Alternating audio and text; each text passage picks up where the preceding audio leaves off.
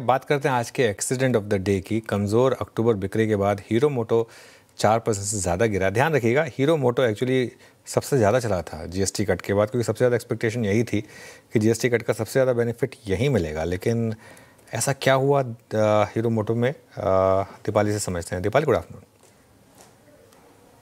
Good afternoon. और definitely जो impact देखने को मिल रहा है वो अक्टूबर सेल्स जो रही हैं कंपनी की, उस वजह से रहा है। एक्सपेक्टेशंस नहीं थी कि 6% ड्रॉप देखने को मिलेगा ओवरऑल अक्टूबर सेल्स में, और इनफैक्ट डोमेस्टिक सेल्स में भी 8-8.5% की गिरावट रही है सालाना आधार पर। ऑल्दो एक्सपोर्ट्स आपको 43% बढ़ते हुए दिखाई दे रहे हैं, लेकिन एक्सपोर्ट्स का ओवरऑल कंट्रीब्यूशन सेल्स में, रेवेन्यू ग्रोथ में उतना नहीं है, इसीलिए उसका वो पॉजिटिव स्टांस नहीं देखने को मिल रहा है। लेकिन जो आंकड़े रहे हैं अक्टूबर सेल्स के, टोटल डोमेस्टिक सेल्स या फिर डोमेस्टिक सेल्स जो रही हैं वो एक्सपेक्टेशन से लोअर साइड पर रही हैं। इंपॉर्टेंट ये है कि ये आंकड़े ज़्यादा डिसअपॉइंट इसलिए भी कर रहे हैं क्योंकि टू व्हीलर पैक में अगर आप बाकी राइवल्स के नंबर्स देखेंगे तो वो बेहतर आते हुए दिखाई दिए हैं। सिर्फ एक हीरो मोटोकॉर्प है जिनकी सेल्स में 6-6.5% का ड्रॉप देखने को मिला है, इसीलिए इस तरीके का रिएक्शन भी इस स्टॉक में आया है।